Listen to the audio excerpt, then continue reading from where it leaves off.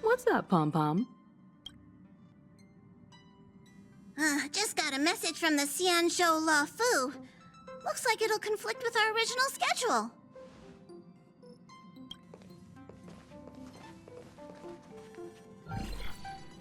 It's been a while, my friends on the Astral Express. How's your trailblazing expedition going? Soon, the Xianzhou Luofu will be holding the Luminary War Dance. Those who have aided the Luofu in overcoming the crisis are cherished allies of the Xianzhou. Thus, on behalf of the Seat of Divine Foresight, I'm extending an invitation to attend the ceremony. Your presence would be greatly appreciated. Well, things aren't getting lively. We've barely recovered from the family's Charmony Festival, and we're already being invited to another special event.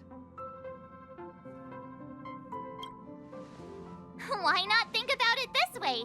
Our trailblazing expeditions are turning into blast expeditions, where we eat, drink, and play wherever we go. Blast?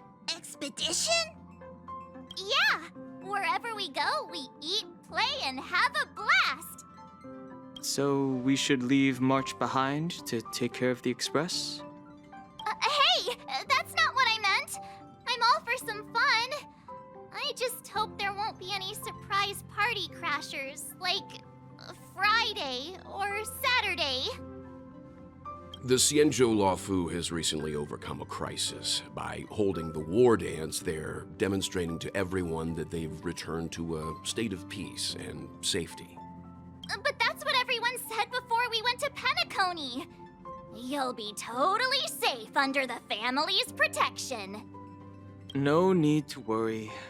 The war dance is not like the Charmony Festival with all its hidden secrets. It's just a festival to honor the Rainbow Arbiter and the Cloud Knights, who fought against the abominations of abundance and protected the Xianzhou ships. Aside from star skiff performances, it's mostly martial contests. Nothing too different from the Taiki and Roboball contest we've seen before. What do you think, Himiko?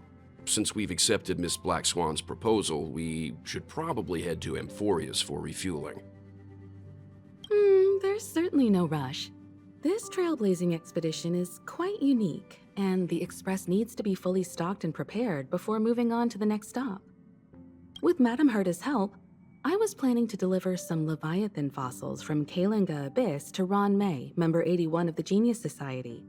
It could earn us some favors before we set off. However, it may take a few weeks. So that means we're not going to the Luofu.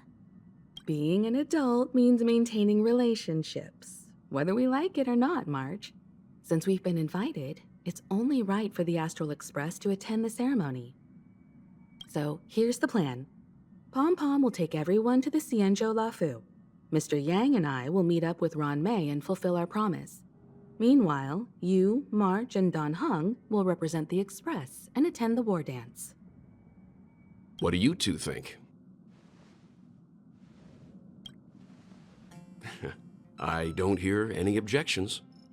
Now that everyone's on board with the plan, it's time to warp to the Xianzhou Luofu. Kalinga Abyss. What does she expect to find there? Current research on the Leviathan merely proves how little we know about such life forms. That's why geniuses are interested in that field. Science is all about uncovering the unknown.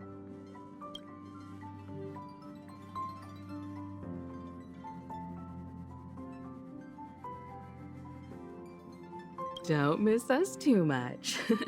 If I stumble upon some cool Leviathan fossils, I'll bring a few back as souvenirs for you. Himiko really knows how to convince people. Between Leviathan fossils and the war dance, the latter definitely sounds more fun. By the way, Don Hung, this time you'll be taking a stroll with us on the Luofu, right? And just let you two wander around aimlessly on the Luofu by yourselves? I don't think so. Plus, Mr. Yang is right. The Ambrosial Arbor crisis just ended, and both the long life and short life species are still feeling uneasy. And that's why Jing Yuan wants to organize the war dance, to show that the Xianzhou Luofu is stable and safe. And since he has extended an invitation, it's only right that I visit my old friend.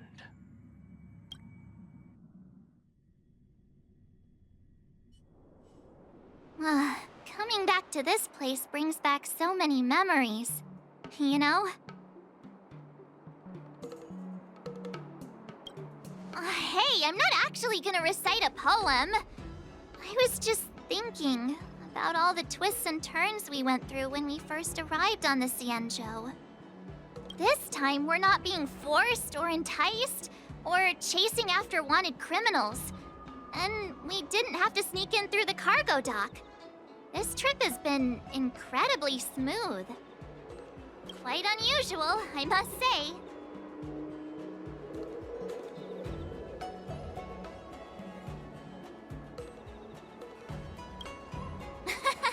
I'm just hoping for the best. You're the one jinxing us.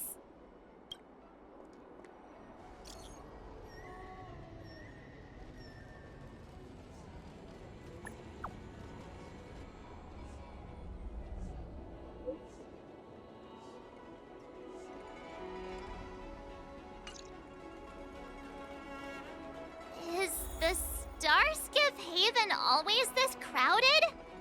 Oh, there's so many people here. I can barely hear anything. Yanqing said General Jing Yuan sent him to welcome us. But where is he? Well, let's wait for him in front of the loom. It's the most prominent landmark on the dock. Hey, you guys! Hold on a moment. Did they just call us? Look at their outfits.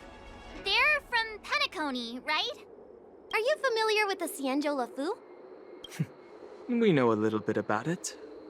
What do you need? We are from Penacony. Maybe you've heard of it.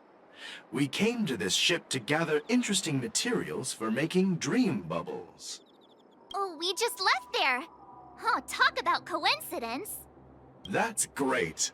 Do you know any must-see attractions on the Luofu? Exactly! We're Xianzhou experts. Most of the tourists around at the moment are here to attend the war dance. And that's why we're here too. Yeah, we know about that ceremony. But isn't the fighting ring still closed?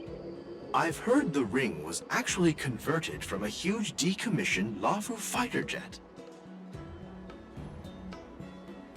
No doubt about it.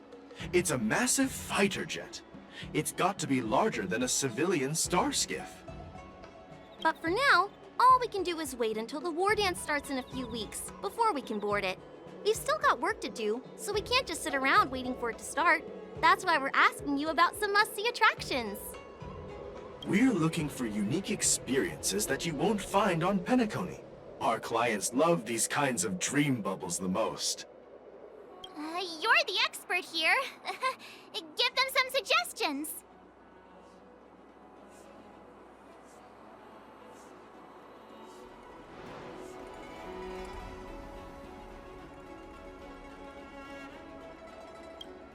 Oh yeah! Fixed-Roll Garden! It's famous for supernatural stuff. With those mischievous heliobi floating around. It's pretty fascinating. Supernatural? I don't really like scary things, but our clients will love it. Ooh, it does sound interesting. Let's go check out Fixed-Roll Garden. Maybe we'll bump into each other there. Look, Yanqing's here. Really? Let's go catch up with him. Hey everyone, it's been a while.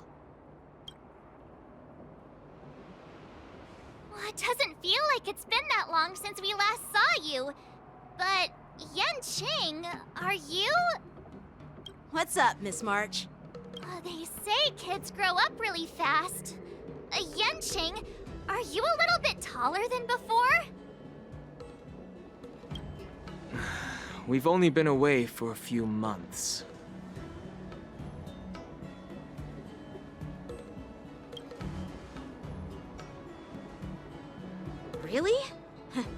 General is always worried I won't grow much taller, but I keep telling him not to worry about it.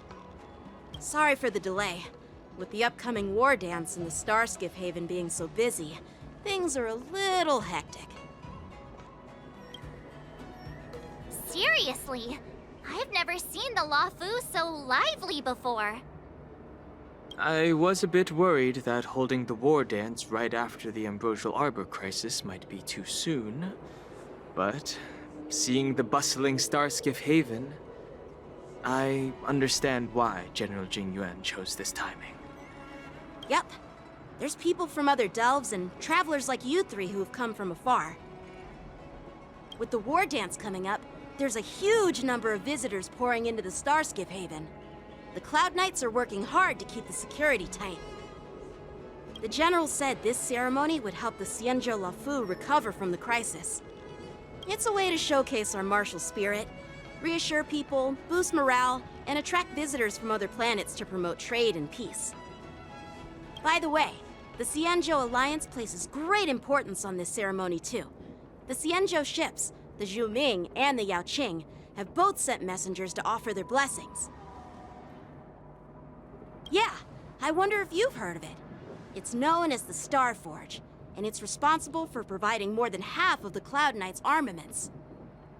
The Xianzhou Zhuming boasts skilled craftsmasters, and General Huayan is a top-notch craftsman himself. Ah, if only I could get a sword forged by him, I'd be on Cloud 9. By the way, Yanqing, where are we headed next? I'm sorry for talking your ear off. The General wants to catch up with you at the Palace of Astrum. He's been eager to hear about how the Express has been doing. It's funny how he tries to act all mature, but whenever it comes to something he's interested in, you can really see his childish side.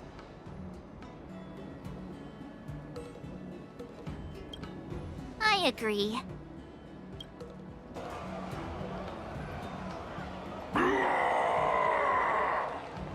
All units, assemble quickly! Get ready to protect the crowd! I just mentioned security, and now all of a sudden something's gone wrong. Excuse me, I need to go check out the situation.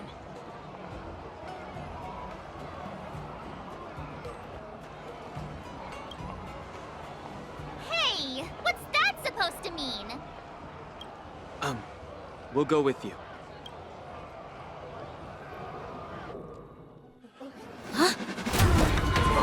Watch out for this!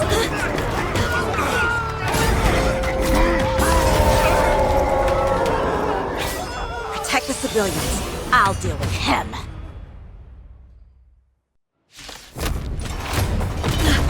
Not good.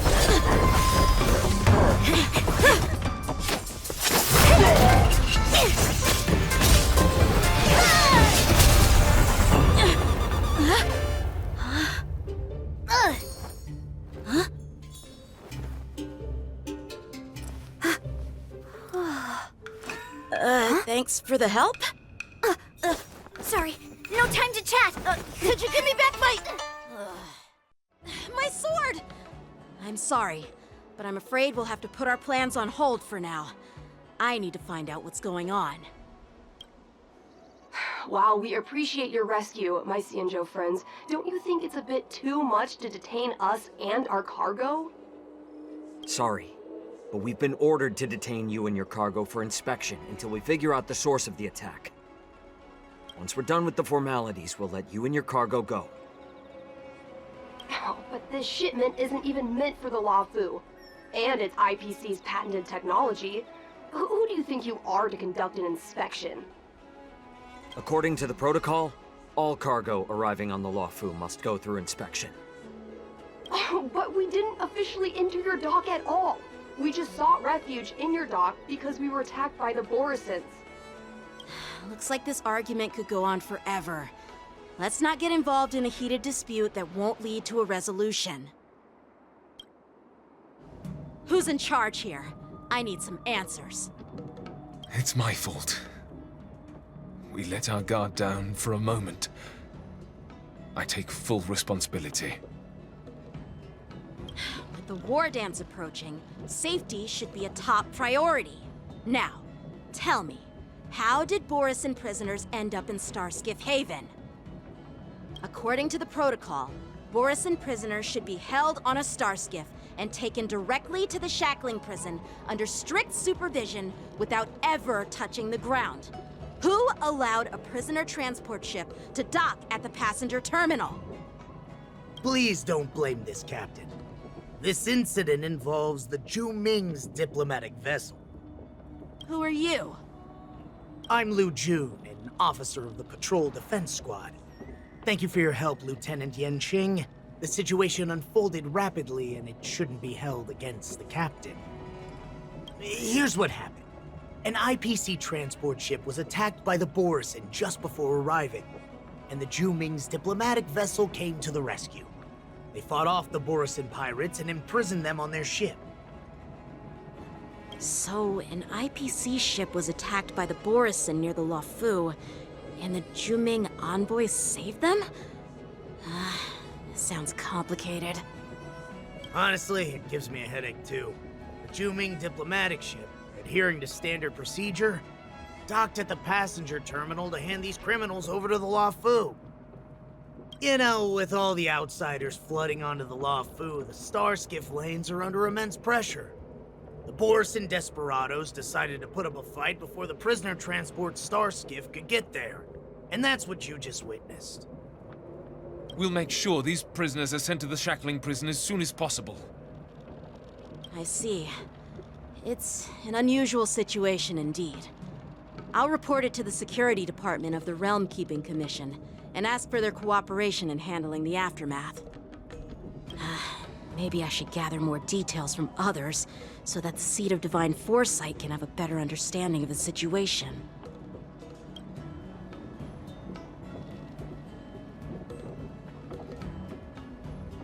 Oh, you look much maturer now, Yanqing. Please don't tease me, Miss March.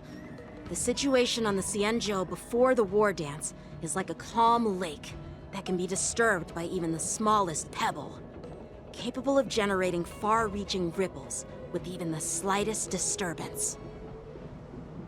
What are those people? I mean, those monsters we just dealt with?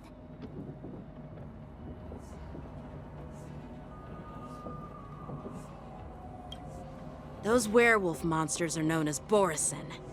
They are abominations of abundance, and we've been fighting them for a very long time. The Borisin have been a powerful force for a long time, plundering and enslaving many worlds. The threat they pose is just as terrible as the Swarm disaster, and the Alliance even had a fierce war with them 3 decades ago. Their presence has faded over the years, but who would have thought? According to that officer, they attacked an IPC ship near the Shenzhou Luofu. Such a brazen attack seems quite unusual to me. Yeah, that's what I find strange too. It seems like the IPC and the Borisin have some serious grudges. Well, enough with the chit-chat. The General wants me to take you to the Palace of Astrum. I'd love to chit-chat a little longer, but there are some things that can't be left unchecked. Is it a serious matter? Maybe you'll need our help in hunting down the Borisin? Thank you, but it's no big deal. By the way, that young lady who just appeared, she took my sword. I'm thinking of filing a lost property report at the Realm Keeping Commission to see if I can get it back. I doubt she did it on purpose.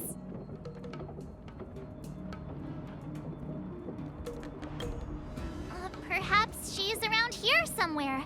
Shouldn't we take a look? All right, let's not keep the General waiting. Don't worry. There aren't many people out there with that kind of talent. It shouldn't be too hard to find her.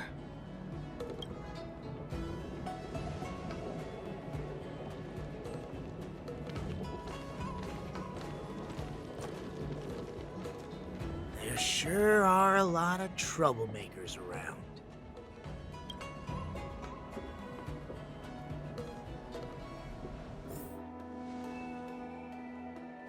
General, I brought our guests from the Express. Oh, I'm sorry for my bad timing.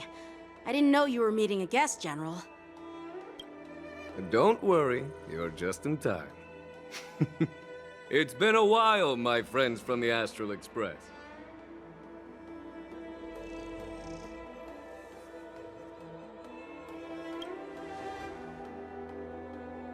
Oh.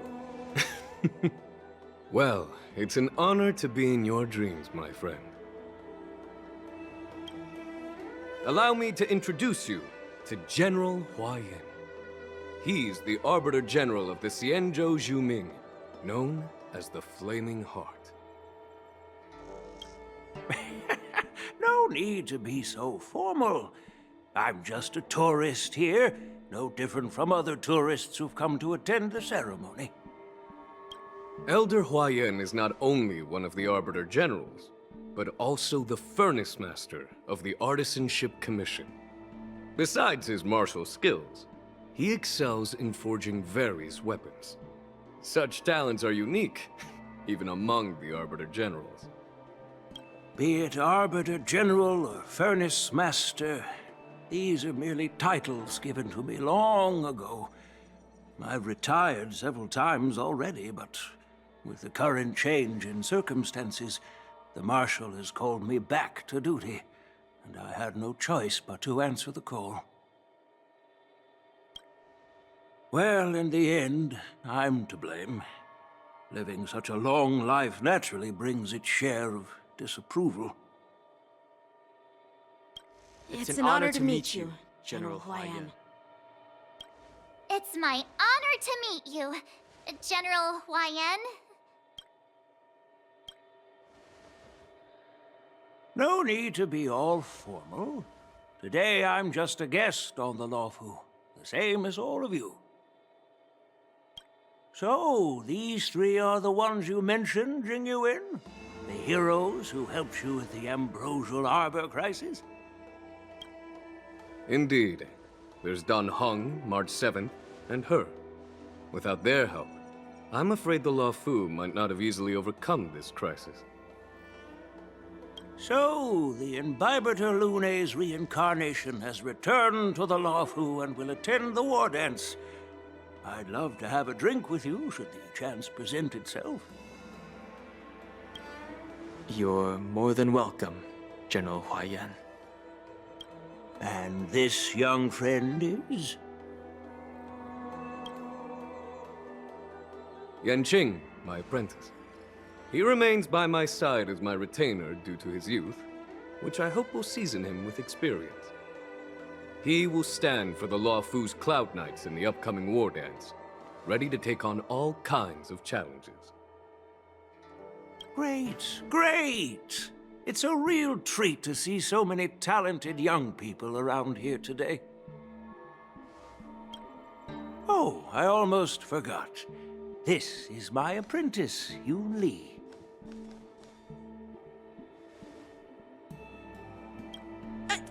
It's you! Oh, it's you. Hello. Oh, you two already know each other? Guess we don't need any introductions, then. What a coincidence! I was afraid I'd have trouble finding this girl. Oh? Now you've piqued my curiosity. Tell me, how did you two become acquainted? She helped me capture the escaped Borisin prisoners at the Starskiff Haven. Allow me to express my gratitude for you. But when you left, you took my flying sword with you. Your flying sword? Oh, so that's why I found a dagger in my bag. Turns out it's yours. Yes, it is. Now that we've met again, I hope... Nope, that won't do. Won't do? You want your sword back, right? Well, you can't just take it back. On the Zhuming, when you lose your sword on the battlefield, you have to reclaim it on the battlefield. As for this little sword, it was supposed to strike that escaped Borisin prisoner. But unfortunately, its owner's agitated state caused it to fly off like a kite with a broken string. and it missed its target. By the way, if I hadn't caught it and helped it hit its mark, that Borison prisoner would have gotten away. Hold on a sec, Yunli.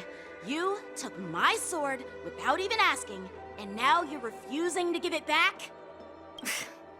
So much for Luofu's swordmasters. What did you just say? If you just stepped up and took your sword back from me fair and square, I would have totally respected you. But nope, you tried to play it down, expecting me to just hand it back to you like it's nothing. In front of everyone. With all due respect, you don't honor your sword, so you don't deserve it. Hasn't anyone told you that taking without asking is stealing? If you want to settle this with swords, fine. Let's have a one-on-one duel right now. Yanqing. Well, that's more like it. Just be careful, because I'm not as easy to handle as the Borison. You two, be quiet and apologize to Yanqing. Hey! Whose side are you on, Grandpa? I don't take sides. It's a small misunderstanding, and an apology would be too much. I've heard about the Zhu Ming's incredible swordplay and craftsmanship. Most notably, the legendary Flame Wheel Octet. Seeing Miss Yunli, who is among those ranks today, well, I must say, she definitely has that fiery edge. Such grandiose names. Some folks love to spin these fancy titles, trying to set the Cloud Knights apart.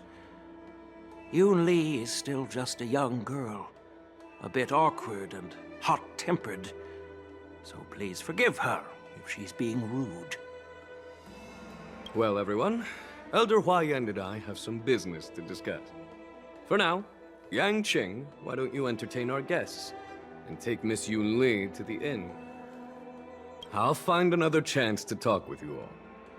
I'd like to express my gratitude to the Astral Express for helping the Luofu during the crisis. That's so kind of you. I mean, you've already thanked us so many times. Please forgive me for coming at an inconvenient time. You needn't apologize, General Huayan. All right, Yunli. Take this opportunity to clear things up with Yanqing. Yeah. It's better to make friends than enemies. But I won't be heading to the inn just yet. I want to visit Lingsha. She just arrived in the Luofu and could use some help settling in. Yanqing, once you've helped our guests get settled, go to the Artisanship Commission for me. I've heard about the attack and the detainment of the IPC ship. Qingzu sent word that the IPC members are protesting and wish to have their cargo back. See if you can calm them down. Don't get aggressive. Just make it clear that the Xianzhou Luofu has no intention of violating their rights. I'm on it. I'm sorry for Yanqing's rudeness.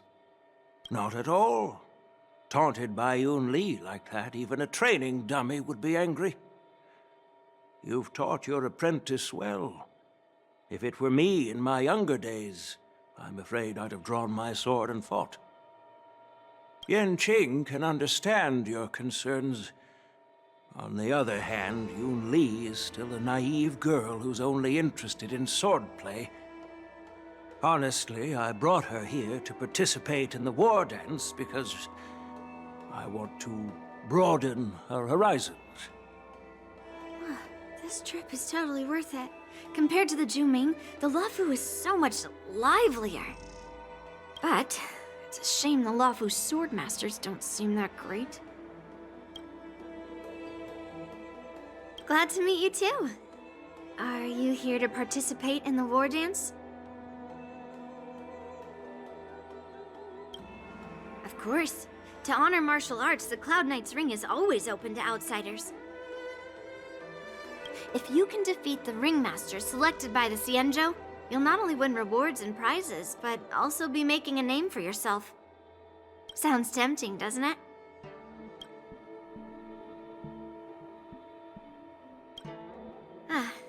That's how outsiders refer to my peers in the Juming Cloud Knights and the Artisanship Commission. We all train under Grandpa's guidance, learning the art of craftsmanship and swordplay. That's how we got that title, I guess.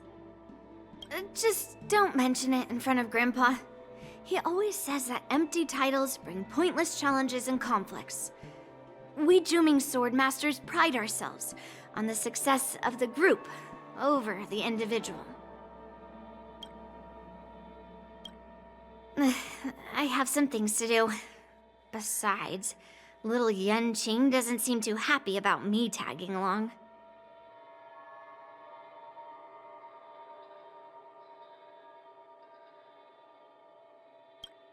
Yeah, you're right.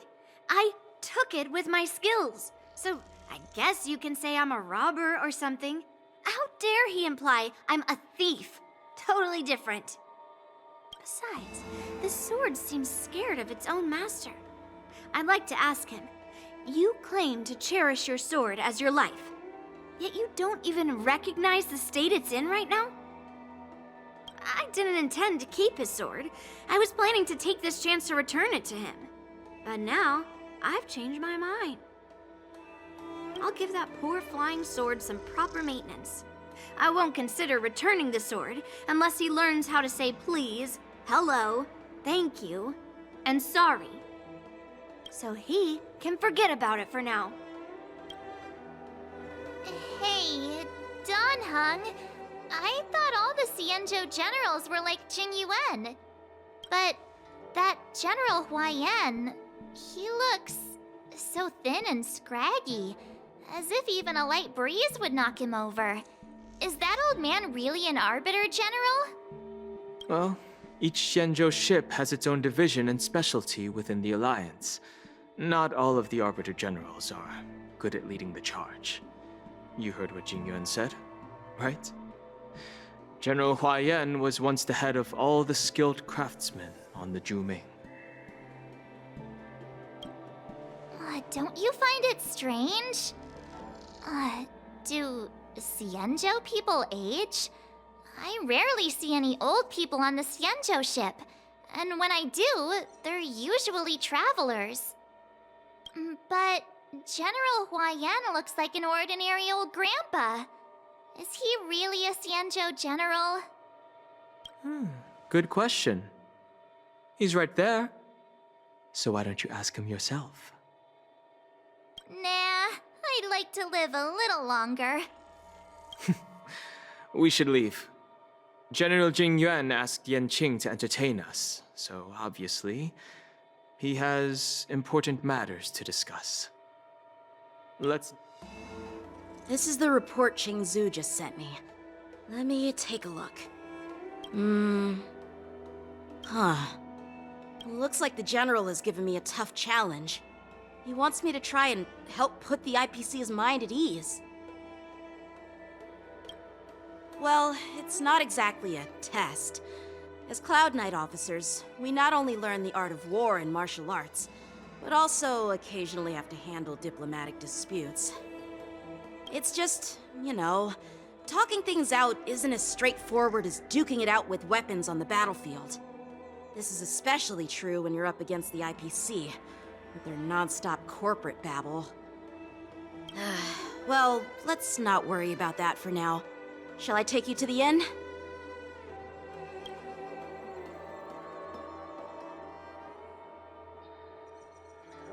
It is the Law Fu's honor to have you in attendance at the war dance. Yet, the fact that a simple martial arts ceremony has attracted esteemed generals from the Zhu Ming and the Yao Qing implies intentions beyond mere spectating. Might there be any specific instructions from the Marshal? You're overthinking it, Jing Yuan. As I said, I'm here to broaden my granddaughter's horizons. I have no ulterior motives. However, I have no clue what the Yao Qing Arbiter General has in mind. Do you remember when you accepted this position? I told you that an Arbiter General's battlefield goes beyond the physical one. You'll need to lead and manage everything on the Xianzhou. The title of Arbiter General holds a weight far greater than its literal meaning. So many years have passed, and you've done well. However, longevity for the Xianzhou people can be a curse. Living too long means that every mistake you made will lurk in the shadows. And one day, they'll eventually catch up to you. The Marshal knows everything that has happened on the Luofu. As for the Merlin's Claw of the Yaoqing, she has come specifically for you.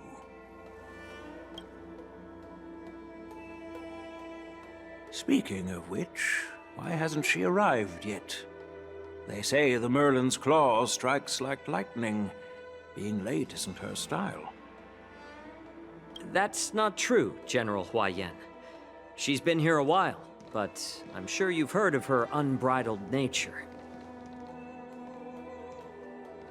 As soon as she disembarked from the star skiff, she mentioned having something to attend to, and simply disappeared. You must be the messengers from the Xianzhou Yaoqing, I assume. We are Jiaoqiu and Moza, retainers of the Merlin's Claw. It's an honor to meet you in person, Arbiter Generals. Now this is interesting. A guest who doesn't come to visit but sends a message instead. What does she mean? Tell me, what could be more important to her than coming here? Master heard about a spectacular view in Scale Gorge Waterscape. I believe she went there to enjoy it. A spectacular view? Ha! Did you hear that, Jingyuan? This person is being sarcastic. Please do not misunderstand me, General Huaiyan. I was simply stating the truth. Master thought it would be inappropriate to keep you waiting, so she sent us here. Once she's finished with admiring the scenery, she'll personally come and apologize to the both of you.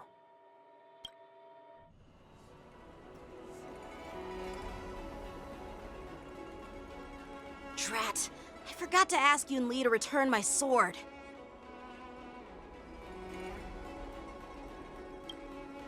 Unacceptable. Every sword is precious to me. If it weren't for the General's interference, I would have taught that shameless girl a lesson in swordplay. By the way, I don't know if it's just me, but the General seemed a little reserved. Could it be because of Elder Huaiyan's visit?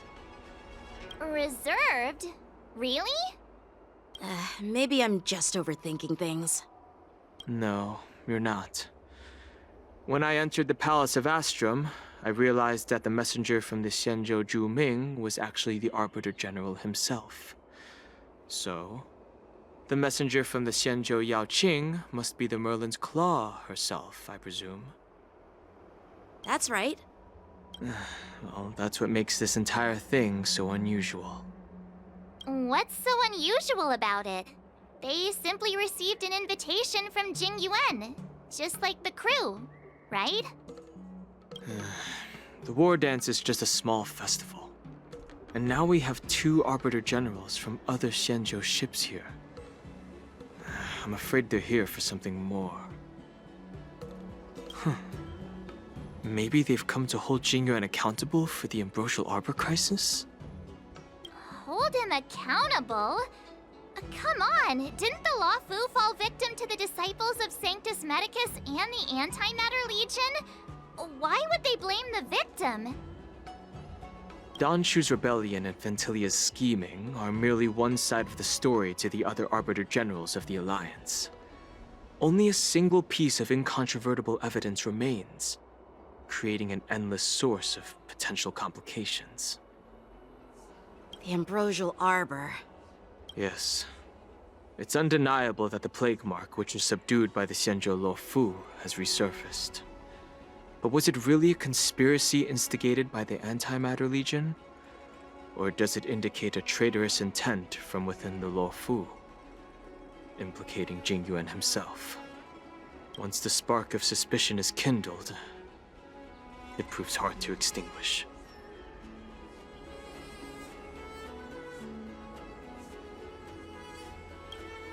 The General must have had that in mind when he invited us to attend the war dance. What was I thinking? Seriously, here I was looking forward to a carefree and enjoyable trip. But it seems wherever we go, drama is just around the corner. Aw, I was so excited.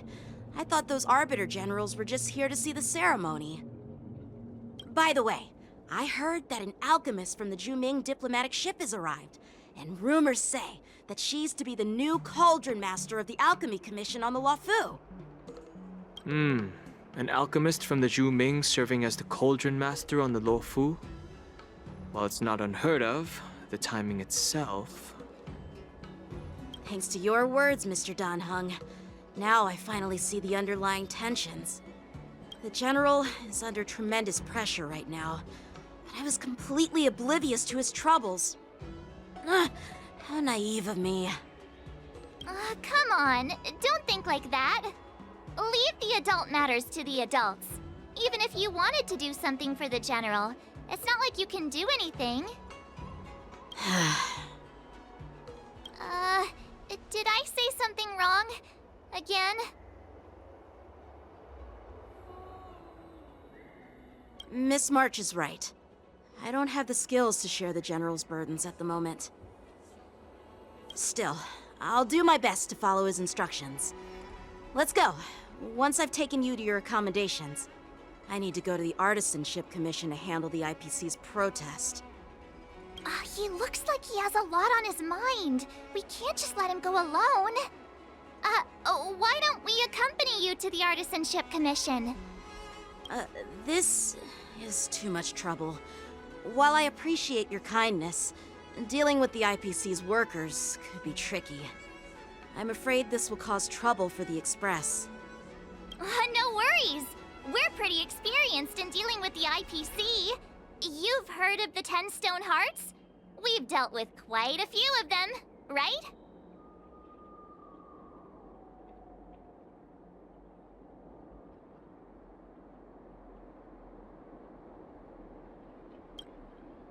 Yeah, exactly. Are you being sarcastic? Well, since you're willing to help, I won't decline your kindness. Let's head to the Artisanship Commission and meet them. That toxic voice sounds familiar. Haven't I heard it before in Aurum Alley? You know what? This isn't my first time dealing with the Skyfaring Commission. I can handle your unreasonable ways. But straight up snatching IPC cargo, isn't that going a bit too far? Just as I've said it many times already. Once we've inspected the cargo and completed the security check, you can be on your way. Is there something wrong with your ears, or is it just your brain? I'm hearing you loud and clear. I'm thinking clear. And my answer is crystal clear. Not a chance. Keep detaining my cargo, and I'll file a complaint directly with your general.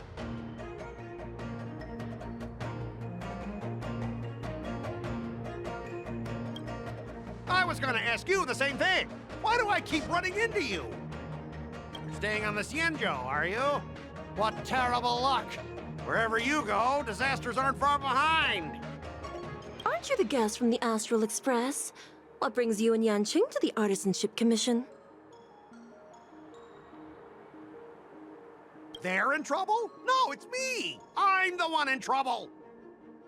Looks like you've met this IPC worker before. I'm not sure if that's a good or a bad thing. I was sent here to deal with the IPC protest, Miss Shikui. What's going on here? As you know, this IPC transport ship was attacked by the Borisin and rescued by the Juming's diplomatic ship.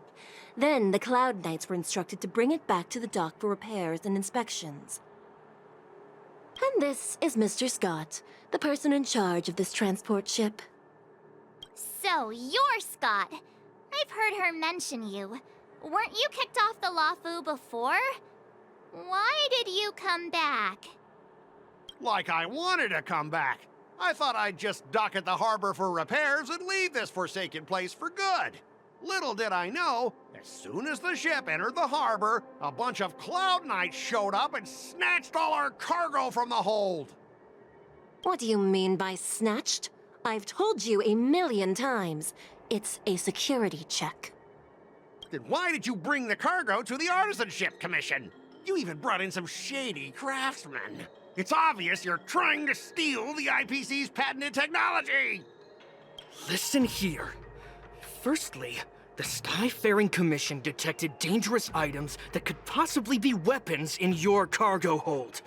That's why they called me here, to double-check. Secondly, where the heck did you get the idea that I'm a shady craftsman? Even if there are dangerous items, what do they have to do with you? It's not even being shipped to the Lawfu. We'll just fix the ship and be on our way. We won't unload our cargo here. But you'll have to stay in the port for several days before your ship is repaired and you can take off again. How can we just leave unchecked items sitting here? I understand, but we don't need to disassemble the cargo if it's just a security check, right? In most cases, we don't. However, our scans discovered that the cargo doesn't only contain machinery, but also some substance that resembles biological tissue. Biological tissue? Does this crate contain living things? I'm afraid we'll need to wait for the Alchemy Commission for further confirmation. In any case, according to our regulations, we need to unseal one of the crates for further examination. But this IPC specialist has been hindering us on the grounds of patent secrecy. The Alliance's regulations on biological products are very strict. Without further inspection, there is no way for the Skyfaring Commission to release the cargo. Oh, really? Fine! If anyone lays a finger on that shipment, they'll have me to deal with. It doesn't matter if it's mechanical or biological. It's none of your business. I'm filing a complaint against the Skyfaring Commission's ridiculous regulations. This Mr. Scott seems stubborn and difficult to persuade. Honestly, I really don't want to have a vicious confrontation with the IPC.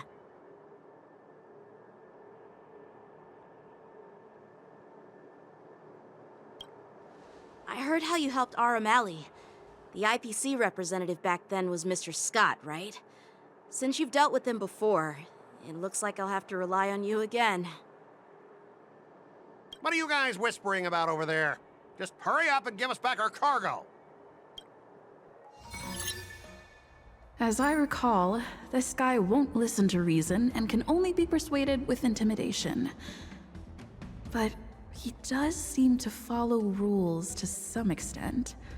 Let's use that against him. Speaking of regulations, we have our own laws and regulations too.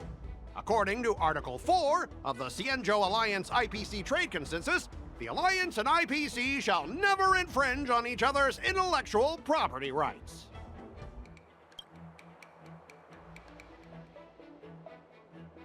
The Alliance can sign a non-disclosure agreement with you. That way, you won't have to worry about any infringements, right? We can sign a mutually acceptable non-disclosure agreement in accordance with the IPC's rules. Well, that makes sense, but how can we trust you to honor the terms?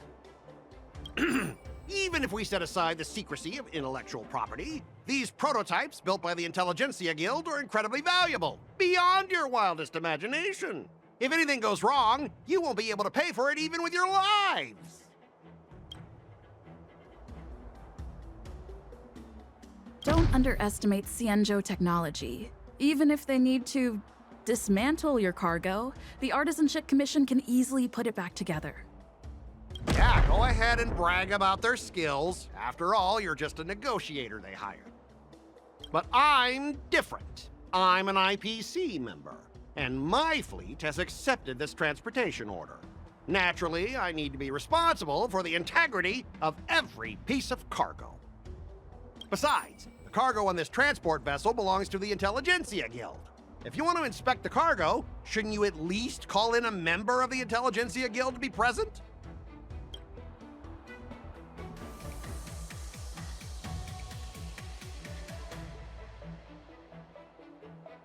Since the Intelligentsia Guild entrusted the cargo to the IPC for transportation, it's the IPC's responsibility to ensure its safety, right? Why would you need a member of the Intelligentsia Guild to be present? Let me tell you something.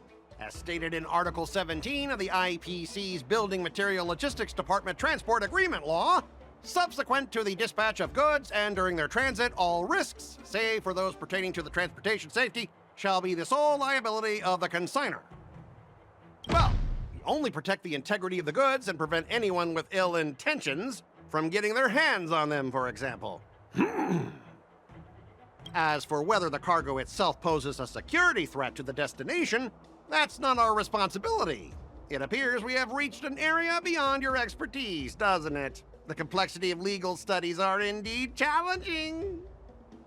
We both need to follow the regulations, because that's how the IPC and the Xianzhou operate, right? As an IPC worker, I have to abide by its regulations. If I make an exception and allow you to inspect the cargo, it'll spell disaster for me.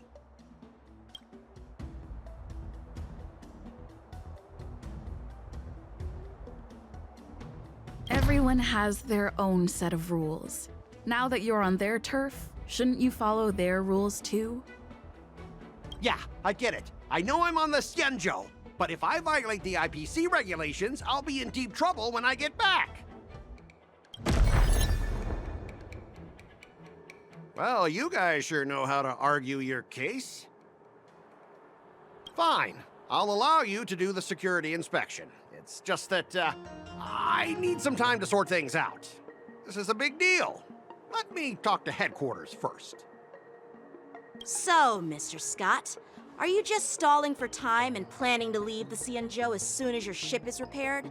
To avoid the sky-faring... Well, IPC staff are free to come and go, as long as they don't break any laws. Yeah, you've got some insight there. Who are you again?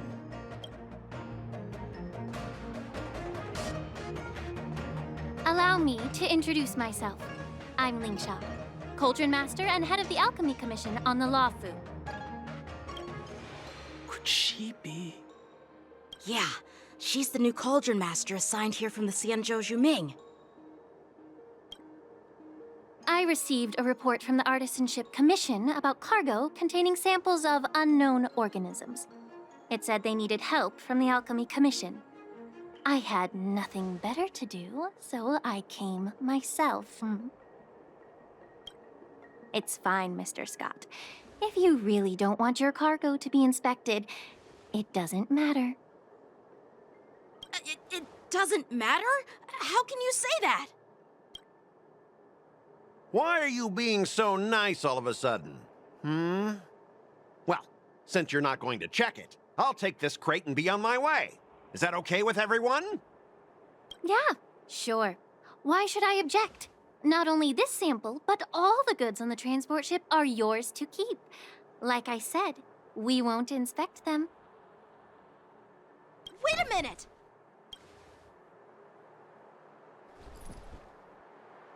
Well, that's more like it. If only the young displayed a more reasonable attitude, we could have sidestepped that altercation just now. Our ship will leave in a few days once the engines are repaired. Your ship can leave whenever you want, but I'm afraid I can't say the same for your cargo.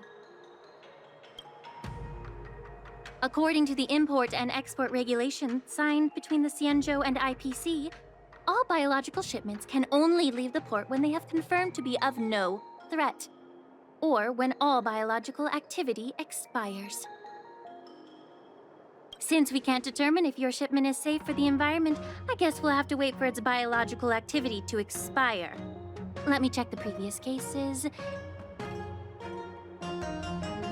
Normally, it'll only take around 47 star calendar years. Only 47 years? Why so surprised? You're still young and full of energy. I'm pretty sure you'll live a few more decades. Have some confidence in yourself. Ha! Typical of a long-life species. Your words are dripping with sarcasm. While you may not care about time, I do. I'll be demanding double compensation from the Skyfaring Commission for every minute wasted. Sure thing, Mr. Scott. You seem pretty confident that your career and life will last long enough to witness this victory unfold.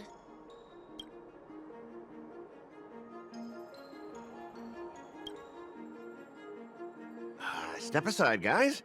Let them do the inspection. But, Mr. Scott... Come on, we're already in enough trouble. Just let them do the security inspection. And if needed, I can always grovel before the Intelligentsia Guild later. I'm just using my head for what it's apparently good for, right?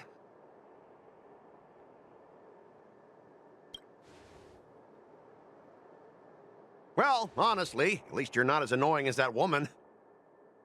Bro, just do the inspection.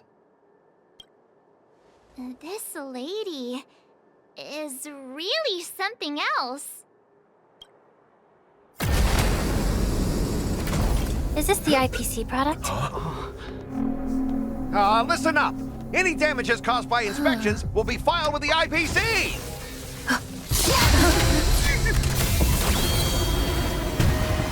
Turn it off!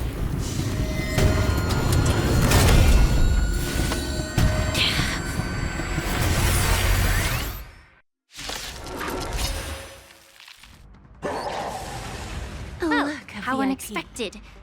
That was a surprise. Don't let me down.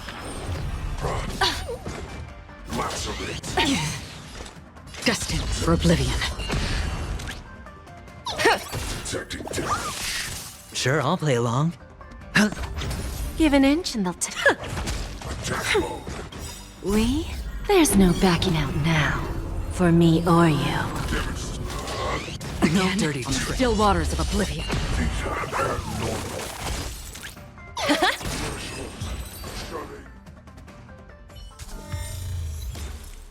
Were you seriously planning to leave this stuff unchecked at the dock for days? That's way too dangerous. I had no idea about it. You must have accidentally triggered the cargo's defense program. I don't think trying to shift the blame is a wise choice. But seriously, I don't know why that thing suddenly started moving. I swear on the Amber Lord. Enough. Miss Shikwe, please escort our IPC guest to the Skyfaring Commission. I'm on it. Please follow me, Mr. Scott.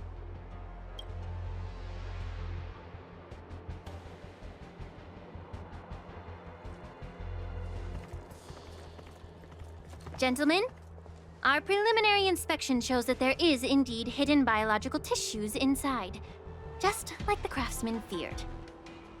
I can't even tell if it's ingenium or biological in nature.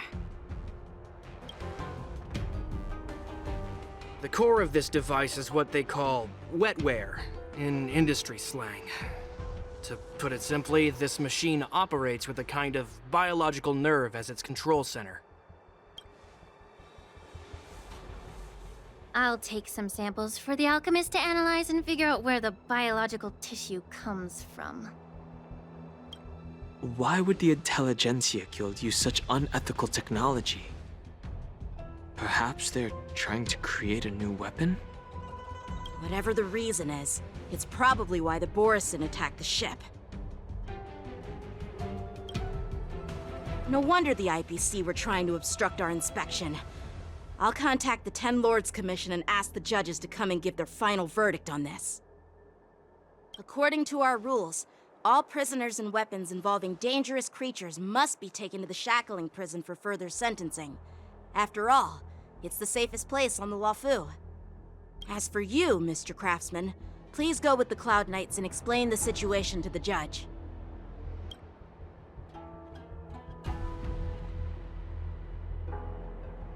I had a feeling that the IPC members would cause trouble, but I didn't think they'd be this tricky. Thanks for your help, Miss Linksha. I should thank you for saving my life. Your sword skills were impressive. Taking down that big guy. I thought the General's retainers were all burly martial masters. I didn't expect Yenqing to be so... Can't argue with that. As for you, you must be the guests from the Astral Express, right?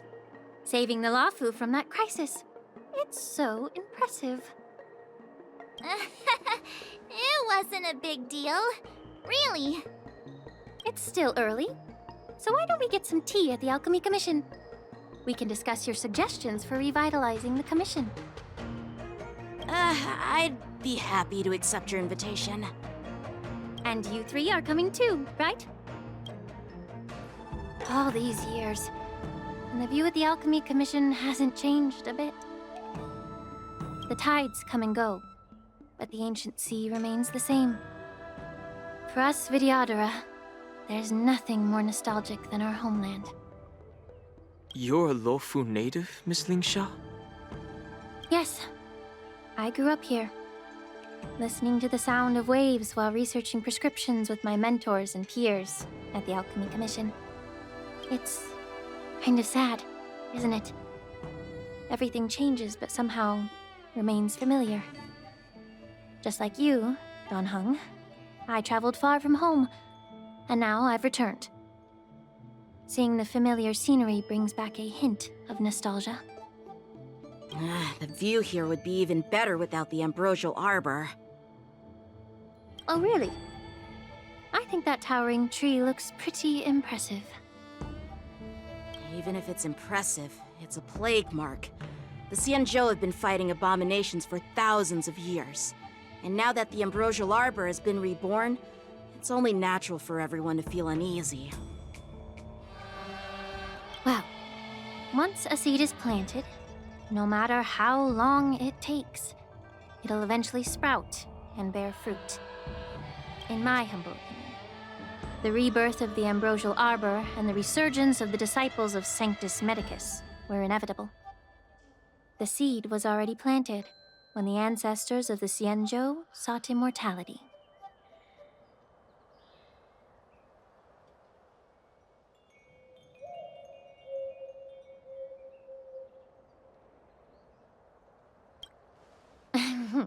My bad. Well, since you went through the entire ambrosial arbor crisis firsthand, Dan Heng and Lieutenant Yenqing, I'd like to discuss something with you. What would you like to discuss, Miss Linksha?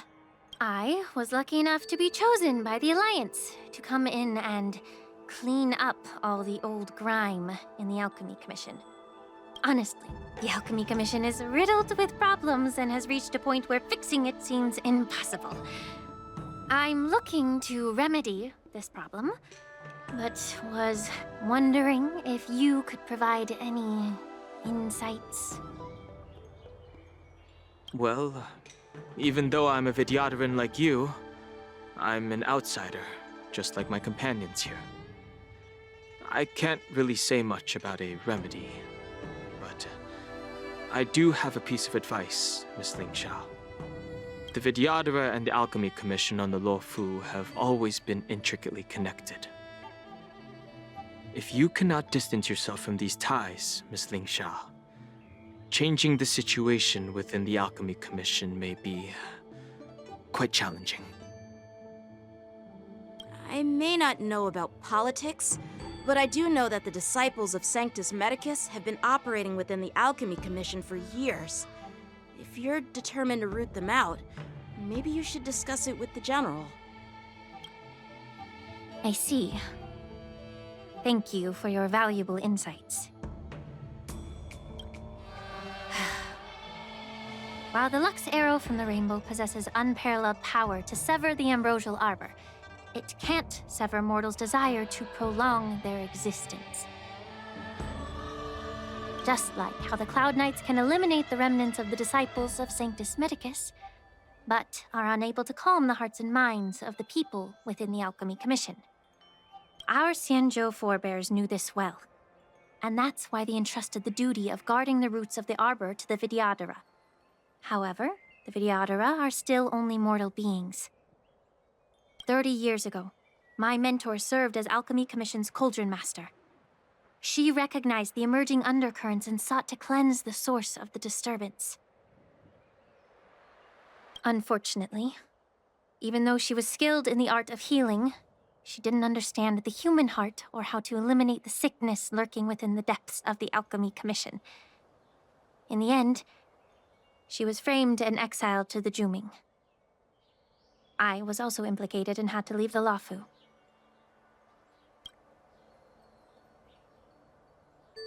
And guess who arbitrated the case and handed down the sentence? None other than General Jing Yuan himself. What? You heard it right. The ones responsible for the corruption in the Alchemy Commission are not just the remnants of the disciples of Sanctus Medicus, but even the Divine Foresight himself.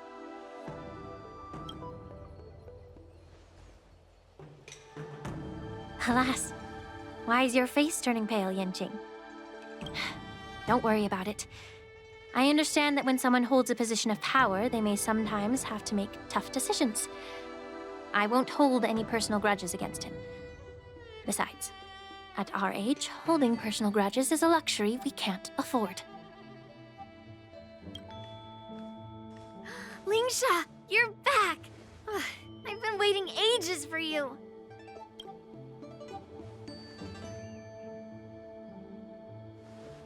Yunli, why aren't you with your grandpa? What brings you to the Alchemy Commission? Well, let me take this opportunity to introduce you to Yanqing. What a small world. You stole my sword! Give it back! I see. Let's skip the introduction part then. Why do I keep bumping into you? Are you stalking me or something? Of course not. Unlike you, Miss Yunli, I have important things to take care of. You, on the other hand, seem to have all the time in the world to wander around without returning my sword. Grandpa used to say that a sword reflects its master. I talked to your sword, and it told me that you've been distracted. You hesitate when you should strike, and you struggle to stay calm when your sword is unsheathed. Now that I see you again, I realize your sword was right. It wasn't me who took your sword. It was you who lost focus. Do you really expect me to believe that nonsense? I've been taking it easy on you because you're a guest from the Juming, but you're not taking the hint. Don't people from the Juming know you're supposed to return what you've borrowed? Just look at this flying sword. Even if I gave it back to you now, it'd just be taken away again in a few hours. You know the Cloud Knight saying, a Cloud Knight must never let slip their weapon, yes? Well, sure, I can give it back to you now, but on the battlefield, that's a whole different story. Poor flying sword. Fine! You don't have to give it back, because I'll take it back myself!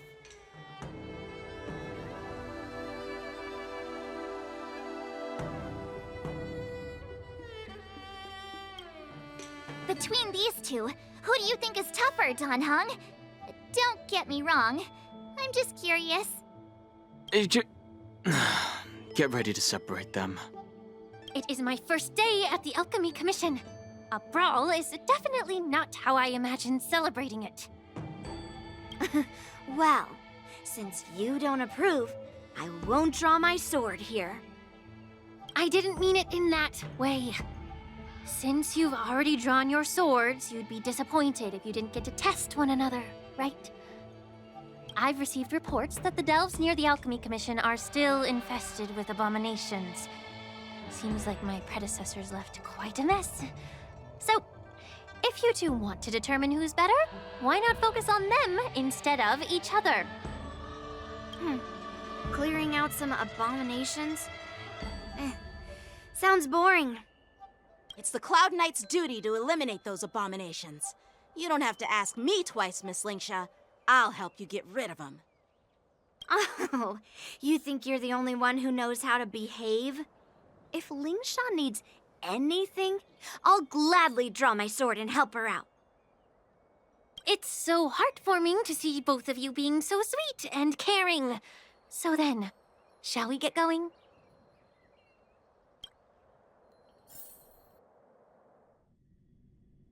Ever since the disciples of Sanctus Medicus were eradicated, their experimental abominations have been festering here. If you want a contest, I'll be the referee. The one who kills the most abominations within an hour wins. Lingsha, as always, you're still an expert in making unpaid work sound so noble and grand. It's for your own good, little Yunli. While you desire to compete against each other, I don't want to see either of you getting hurt. That's really thoughtful of you, Cauldron Master. So, are you both ready?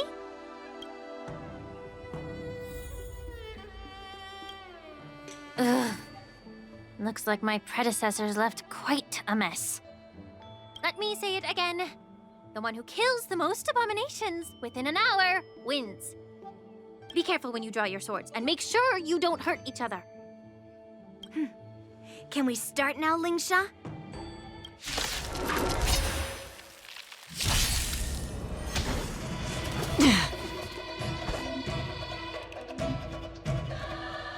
Blade and flight!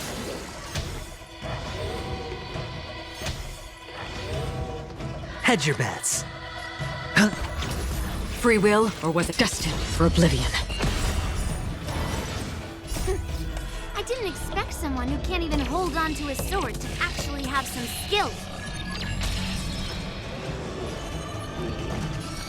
Ill fate descends! What do you want to know? Ill fate descends! A one-time enemy!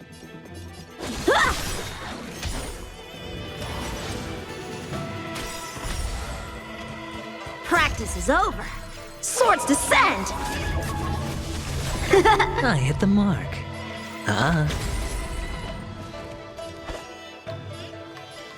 Strike with heart! Through clouds! I win, Miss Yunli!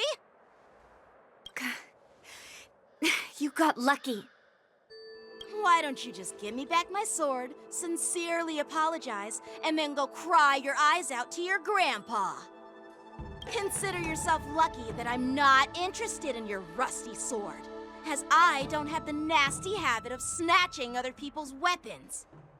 All you did was chop down a few monsters. Don't get carried away with yourself. If you think you can just take this sword from my hand, go ahead and try.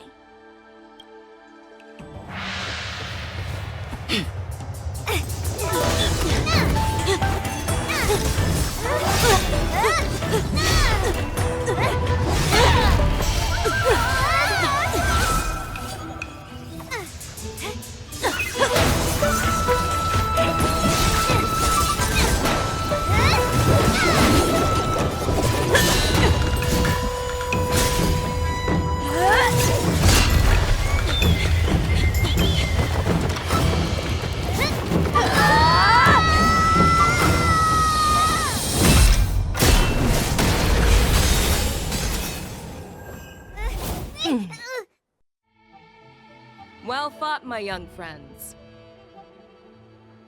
However, both of you have shortcomings. One of you focuses on dodging and weaving, while the other relies on brute strength, trying to take down targets with a single strike. Who are you? Me? I'm just a patient seeking medicine from the Alchemy Commission. A passerby, if you will. I thought I'd see my fill of impressive fights during the war dance. Yet here I am, able to witness a remarkable fight at the Alchemy Commission, of all places. Well, the Lawfu is never short of surprises. However, I have a small suggestion for you. Why don't you settle this dispute fair and square in the War Dance's ring? That way, you can resolve your differences with a proper duel and put your grudges behind you. Grudges? No, not at all. Yunli and we were just sparring. Sparring? You summoned your flying swords and she swung her sword with full strength. No grudges between you. I don't believe it. Aha! What brings you here, Lady Fei Xiao? Have you finished your health consultation with the Dragon Lady? Fei Xiao? Grandpa always talks about you. Could it be that you are... The Merlin's Claw of the Xianzhou Yaoqing? Looks like I'm quite famous on the Xianzhou Luofu, too. Of course. Everyone has heard of the great general. Known to all, and unbeknown to none. Great General? Isn't that title a bit too narcissistic? I don't like it. Ooh, I heard there's a dozing general on the Luofu, so I came up with a humble nickname for myself. The Lacking General. Lacking in worries, regrets, and rivals.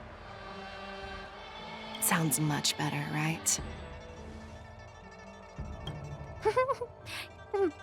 Yeah, that's a befitting title that sounds both humble and impressive.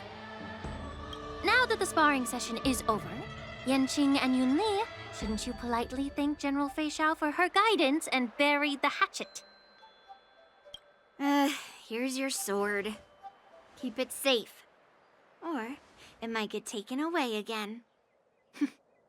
By the way, we haven't settled the score yet. I'll defeat you fair and square next time we fight. This is how she apologizes? Now that I finally got my sword back, I should report to the seat of divine foresight. I'll take my leave, General Fei Xiao.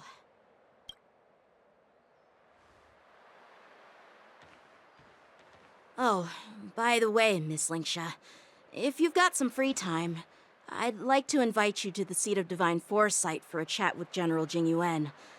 I think there's more to those personal grudges you mentioned earlier.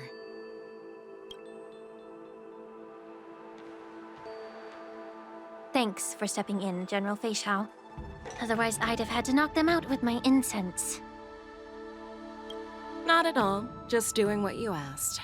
How about we call it even as payment for the healer lady's consultation? Sorry, but even a general needs to pay their bills. We don't do credit here. And let's not forget, you'd have been waiting decades for a chance to see the Dragon Lady if it weren't for me. Well, you can always send the bill to the seat of divine foresight and say it's for mentoring those kids. After all, it was quite the effort splitting them up. I nearly had to get tough. Now, if you'll excuse me, I need to find a spot and get some fresh air.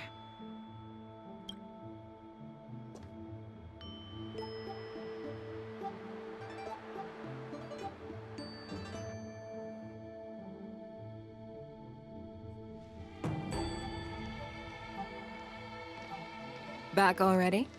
You've met with Jing Yuan and wandered around for a few hours. So, what do you think?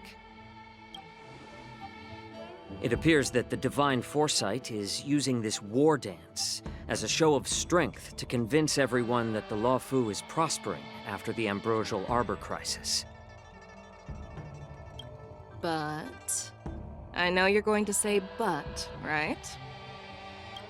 But the influx of people attending the war dance is like a breeding ground for disorder and rumors. One wrong move, and the Luofu could be in a world of chaos. The Cloud Knights on the streets remain vigilant, so at the very least, General Jing Yuan is aware of this. As for other matters, I'm unable to say. I'd prefer to be excused from future meetings with generals. I'm just a military healer, And now all of a sudden I'm thrust onto the center stage having cordial chats with two generals?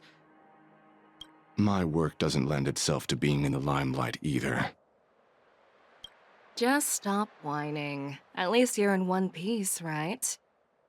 Before getting in touch with General Jing Yuan, I wanted to put aside my assumptions and see his momentum. That includes the overall bearing of the Cloud Knights on the street, what people are saying, and how those close to him behave. The might of an army dwells not within its pawns, but within the force of its collective momentum. Recognizing this fact reveals the true measure of power. Thanks for enlightening me, General. A perfectly clear statement turned confusing thanks to your translation. You've made me lose where I was now.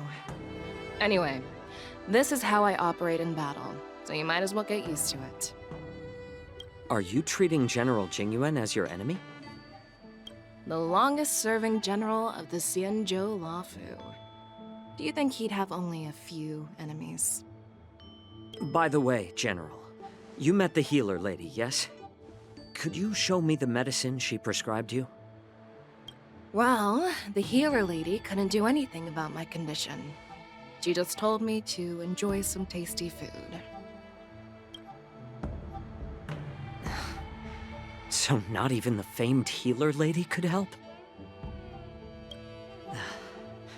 Don't worry. I'll fulfill my promise and find a way to cure you. Actually, I've found some leads. Well, life and death, Jiao Chou. It's all predetermined. Upon starting my military career, I made a pledge that the rest of my life would be dedicated to being the Xianzhou spearhead, hunting down the abominations of abundance till the end of my days. As long as I can fulfill that deep-seated desire, I don't care how long I live. You asked if I view General Jing Yuan as my enemy. No. My real enemy has always been myself.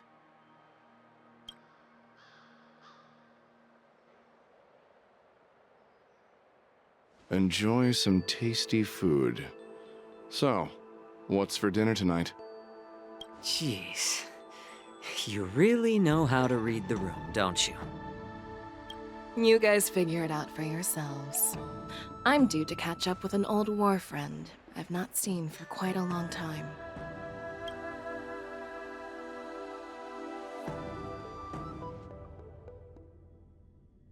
Hey!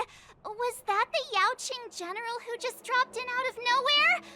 Oh, she's so awesome! I mean, when Yun Li swung that massive sword, she just casually blocked her attack with ease. Mine too. Yeah. But to go up against Yun Li is quite impressive, you know? That aura of heroism and grace, it almost makes me want to learn Xianzhou swordplay.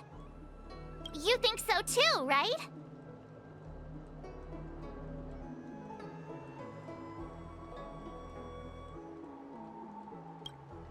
I agree. General Fei Xiao is indeed impressive. I was talking about Yanqing, actually. Thanks for the kind words, Miss March. The war dance is coming up, and I've been chosen to represent the Cloud Knights in the ceremony. I've had my fair share of defeats lately, and even though I know there are always more skilled swordmasters out there, seeing General Fei Xiao's skills today has made me feel a bit uneasy again. Don't underestimate yourself. After all, generals won't fight in the ring during the war dance. Just remember the state of mind you had when you single-handedly took on me and Blade, putting life and death aside. With that mindset, you can prevail against most challengers. I see. Thanks for the advice, Master Dan Heng. By the way, now that today's events are over, General Jing Yuan wants to invite all of you to the Seat of Divine Foresight. He has something important to discuss. I bet it's about how to deal with the generals from the Yaoqing and the Juming. I really don't want to get caught up in grown-up games so soon. I just hope Generals Fei Xiao and Huaiyan can see the truth. We don't need any more chaos on the Luofu before the war dance.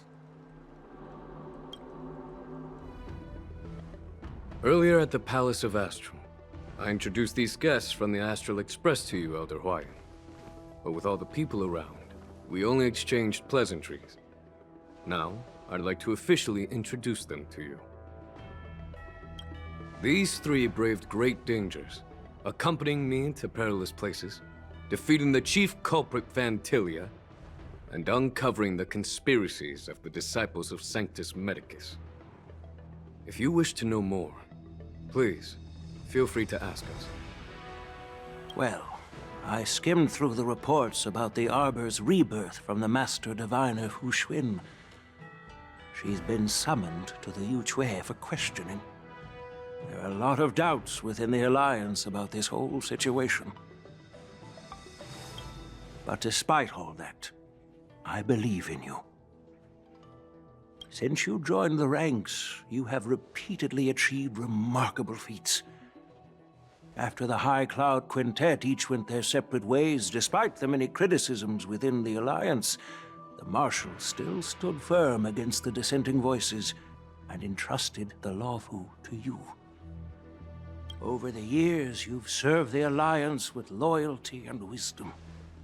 You've taken down abominations in Thalassa, rescued the Xianzhou Yuchui from a siege, and destroyed the demonic planet summoned by the denizens of abundance.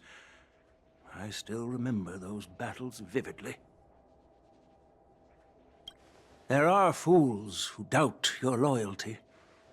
They're happy to see the divine foresight fail because it gives them some kind of sick satisfaction. They haven't achieved anything of their own, so they feed off the failures of others.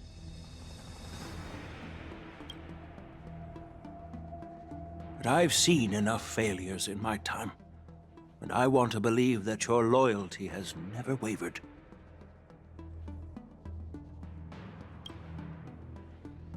So, General Fei Xiao of the Yaoqing is the only one investigating the Ambrosial Arbor crisis on behalf of the Alliance? No. I am too. This old man's words always catch me off guard.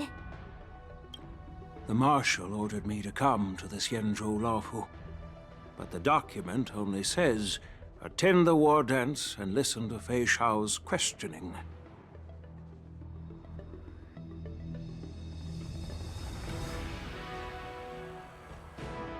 The Marshal is well aware of Jing Yuan's purpose in holding the ceremony and understands the situation he is facing. She mentioned it because she believes both issues are important. Thanks for your kindness and sincerity, Elder Huaiyan. But is it appropriate to tell everyone here about the Marshal's orders? By introducing the Express's witnesses to me alone, aren't you aiming to discern the intentions behind both my actions and Fei Xiao's, and whether there's any discord between us? Well, since I'm being open and honest with you, I encourage you young folk to do the same. As for the Ambrosial Arbor crisis, all I need to do is listen. General Fei Xiao will be the one asking the questions. To be honest, I'm more concerned about the timely start of the war dance. Oh, by the way, I've prepared a gift for the war dance.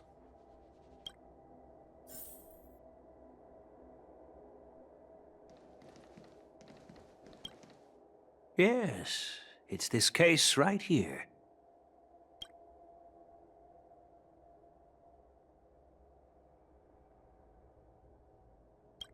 There will be numerous contests and celebrations during the war dance, and the main event will be the Ringmaster's Challenge. The host will dispatch a skilled warrior to take on challengers from all over the cosmos, showcasing the excellent martial arts of the Xianzhou Luofu. When you mentioned that the Astral Express would be attending the ceremony, I thought the High Elder of the Lawfu would be the ringmaster. You humor me, Elder Huayan. The healer lady is just a young lady who knows nothing about martial arts. How can I assign her as the ringmaster? I'm no match to you when it comes to joking.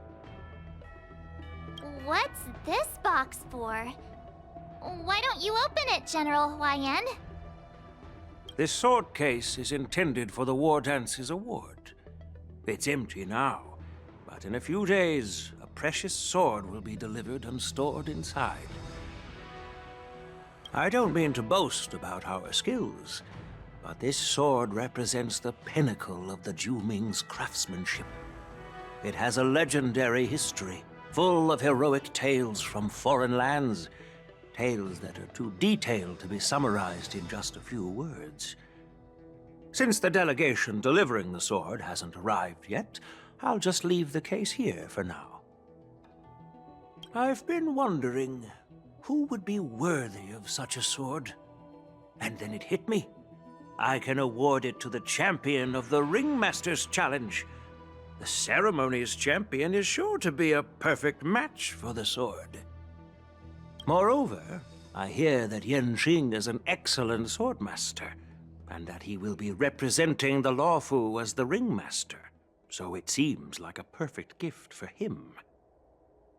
Thank you for your generosity, Elder Huayan. If you want to give me a sword, just say the word, Grandpa. No need to beat around the bush. You've got confidence, my girl, but I don't think you can best Yanqing. I know you're all about swords, Miss Yunli. It's just a shame that it's the sword that ultimately chooses its rightful master. Yeah, and even if someone gets their hands on such a precious sword, it'll probably end up in someone else's. The outcome of our duel at the Alchemy Commission is still up in the air. Since you're interested, why don't you represent the Xianzhou Juming and challenge me in the ring? That's exactly what I had in mind. Nobody knows who's gonna come out on top. It could be me, could be someone else. It'll probably be me. But whatever happens, it won't be him.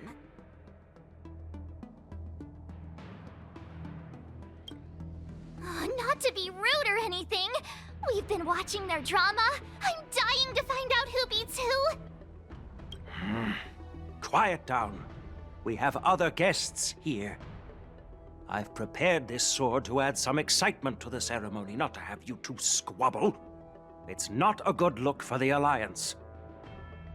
While you both seem confident that you'll win, you need to remember there can only be one winner and one loser in the ring, which could lead to hard feelings. Actually, I have an idea. We don't know who the winner will be, and it might not be either of you. But if you're eyeing that prize, you'll need to work together. I want you to take on an apprentice who will take part in the war dance and win at least one match. How does that make sense? In my humble opinion, while a Cloud Knight is commendable by securing victories, it's even more so to pass on your skills and spread the way of swordplay. I'd be greatly pleased if this apprentice could represent the Express in the war dance by displaying their Cloud Knight flair and prowess. Well, Elder Huayan's idea is quite interesting. Imparting swordplay skills requires teamwork, and both the winner and the loser will learn a valuable lesson regardless of the outcome. The question is, whom should the two of them take as an apprentice?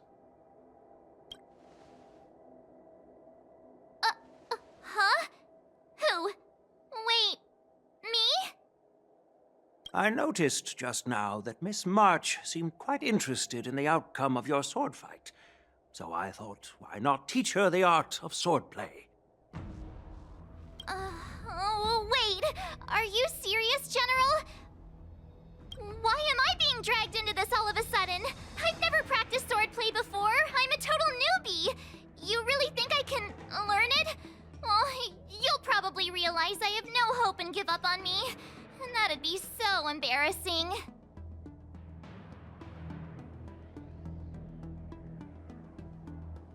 Isn't this a perfect chance for you?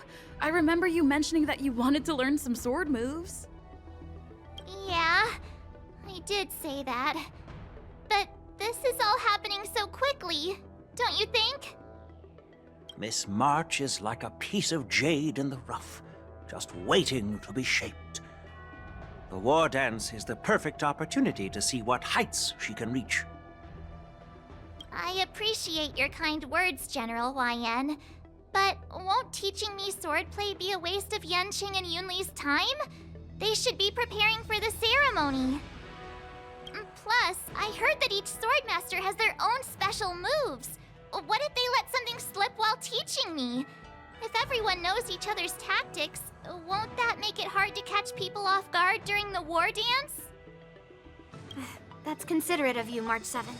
But don't worry. It'll take you at least a decade of hard training before you can even start learning special moves. No need to freak out. A few Juming swordplay tricks will mean you'll be more than equipped. Really?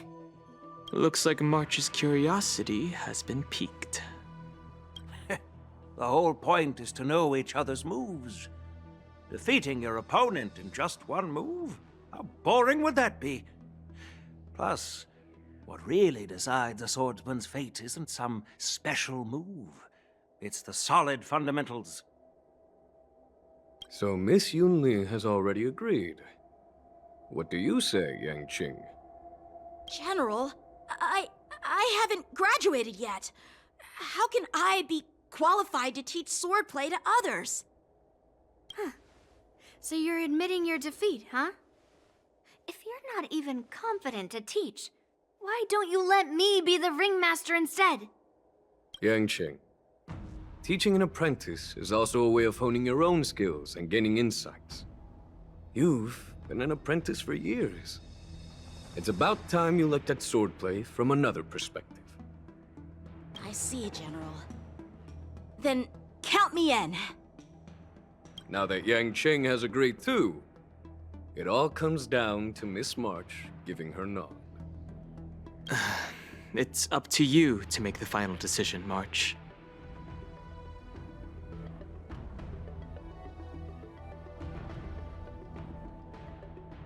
At least that way, I won't have to worry about you accidentally shooting me in the butt all the time. Hey, I've never missed my target. Then I'm on board. Thank you for your kindness, General YN. Great! Starting tomorrow, Yanqing and Yunli will teach you the basics of the Cloud Knight's swordplay. Yunli and I will head out and purchase some sword practice equipment for Miss March. Think of it as a little initiation gift. You're too kind. Oh, wait, you're giving me a gift? Shouldn't it be the other way around?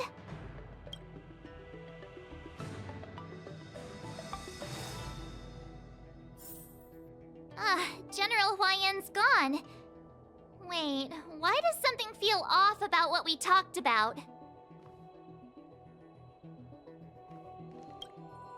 I think we strayed off topic. How did things even get to this point? Yeah, I brought you here because the General said he had some important matters to discuss. But how in the world did Yunli and I suddenly become Miss March's swordplay mentors? Because General Huayan wants us to stick around on the Luofu for some time. But from his point of view, we're no different from all the other tourists who may leave at any time.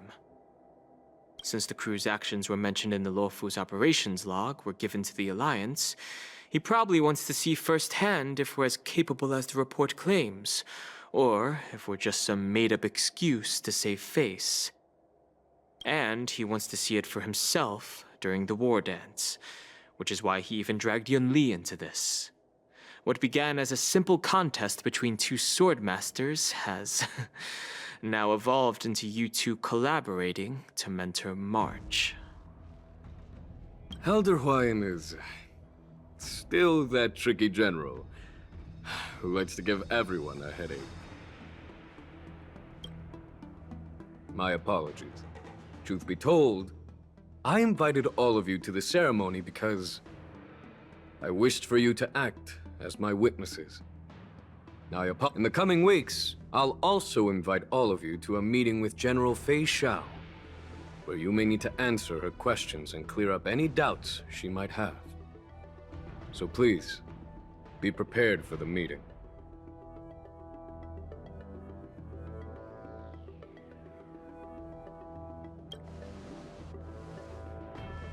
Don't worry, General. No matter what happens, I'm prepared to stay here as the Express's witness and answer any questions. Thank you, everyone. General, I know there isn't much I can do to share your burden, but... As the Luofu Ringmaster, I won't let anyone defeat me in the war dance. I know.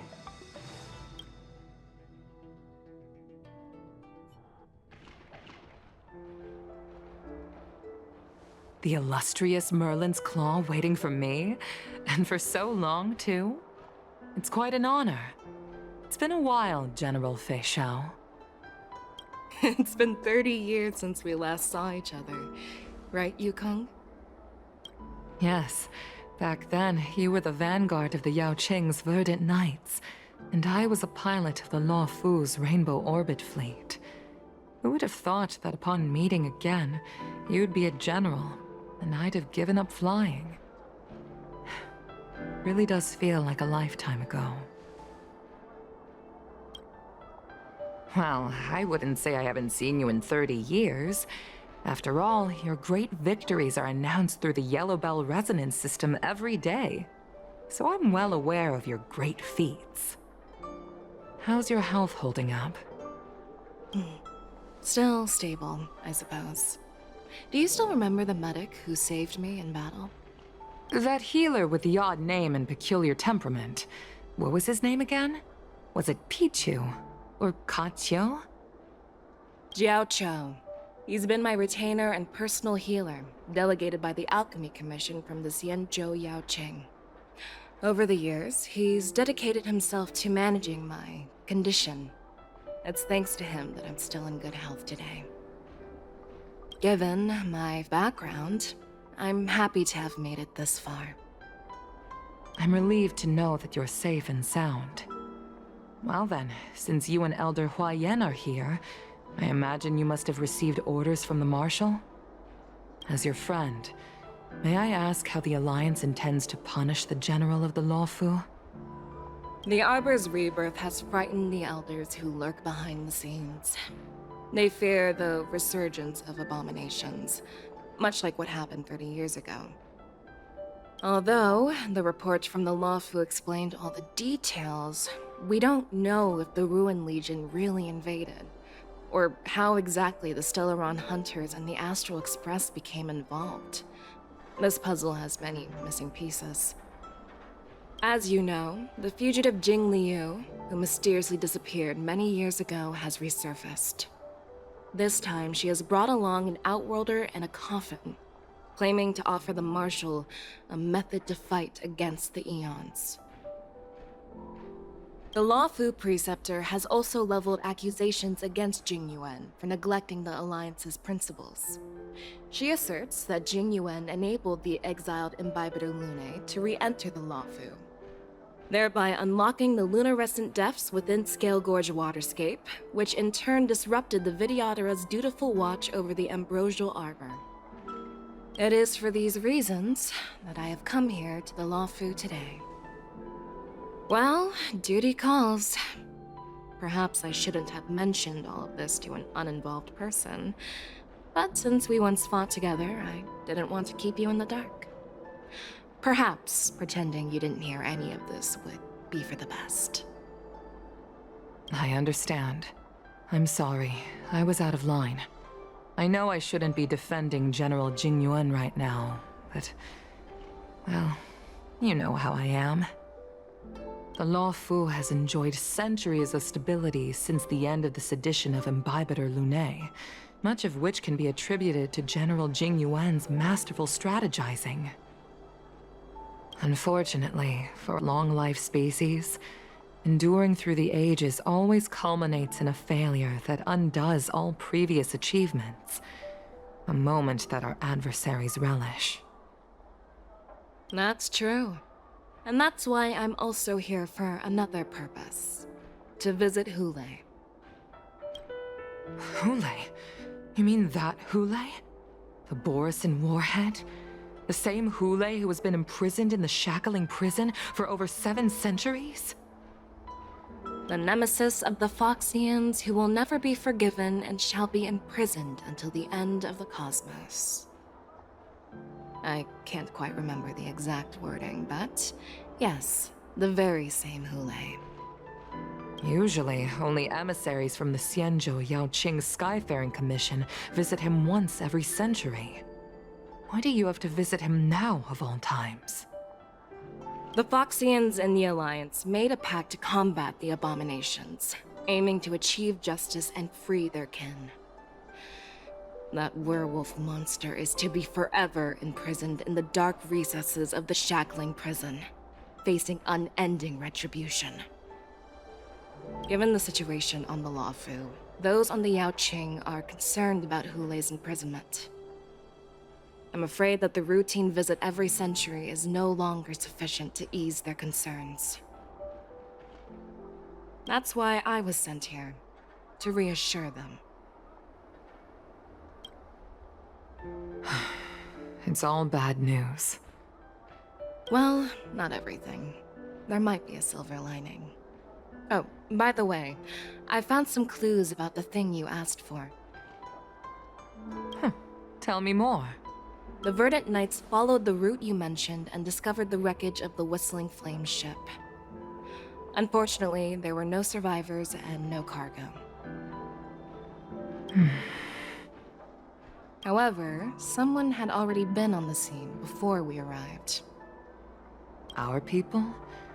Or someone from the IPC? No, neither. Yukong, have you heard of a person named Ron May?